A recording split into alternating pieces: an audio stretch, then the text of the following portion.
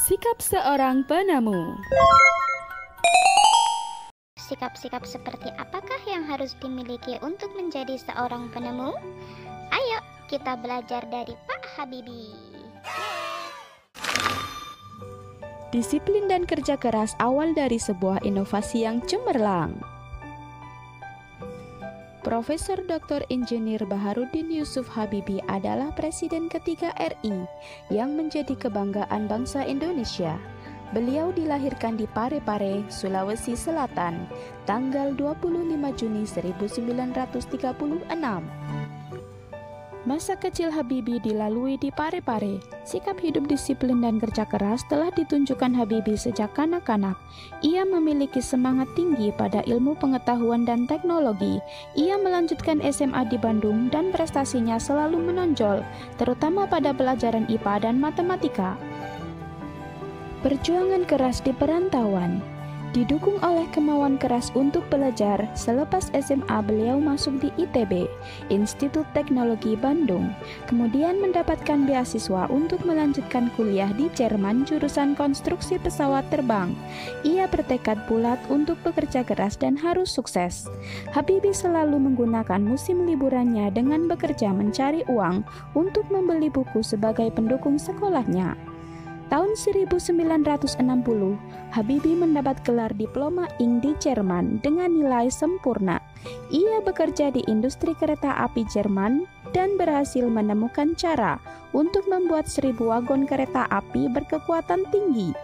Di pagi buta, Habibie harus berjalan kaki cepat ke tempat kerja yang jauh untuk menghemat kebutuhan hidup. Kemudian pulang pada malam hari dan belajar untuk kuliahnya. Tahun 1965, Habibie mendapat gelar Dr. Insinyur dengan nilai sangat sempurna. Buah dari kerja keras. Habibie kemudian bekerja di industri pesawat terbang Jerman.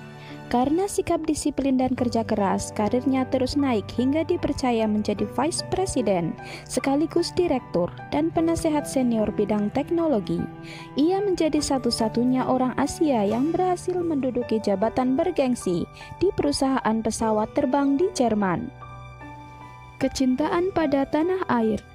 Tahun 1968, Habibie mengundang 40 insinyur Indonesia untuk bekerja di Jerman guna mempersiapkan keterampilan dan pengalaman mereka dalam membuat produk industri dirgantara, maritim, dan darat di tanah air. Tahun 1974, Habibie diminta pulang ke tanah air dan menjadi penasehat pemerintah di bidang teknologi pesawat terbang. Ia menjadi Menteri Negara Riset dan Teknologi hingga menjadi Wakil Presiden dan Presiden RI ketiga. Prestasi cemerlang buah dari disiplin dan kerja keras. Habibie menyumbang berbagai penemuan dan sejumlah teori di bidang konstruksi pesawat terbang seperti Habibie Factor, Habibie Theorem, dan Habibie Method yang dipakai oleh universitas di seluruh dunia. Ia dijuluki sebagai Mr. Crack karena menemukan rumus untuk menghitung cacat badan pesawat terbang. Ia juga menerima banyak penghargaan dan prestasinya diakui berbagai lembaga internasional seperti di Jerman, Inggris, Swedia, Prancis, dan Amerika Serikat, serta menerima penghargaan yang hampir setara dengan hadiah Nobel. Habibie, Bapak Teknologi Indonesia. Tahun 1976, Habibie mendirikan industri pesawat terbang pertama di kawasan Asia Tenggara, yaitu PT Nurtonio dan industri strategis lainnya.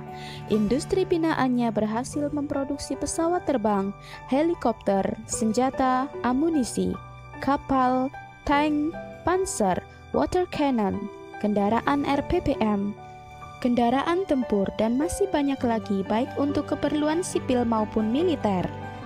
Di tingkat dunia, Habibie terlibat dalam berbagai proyek desain dan konstruksi pesawat terbang seperti Fokker, pesawat angkut militer, jet eksekutif, Airbus, pesawat angkut dengan teknologi mendarat dan lepas landas secara vertikal, CN235 dan CN250.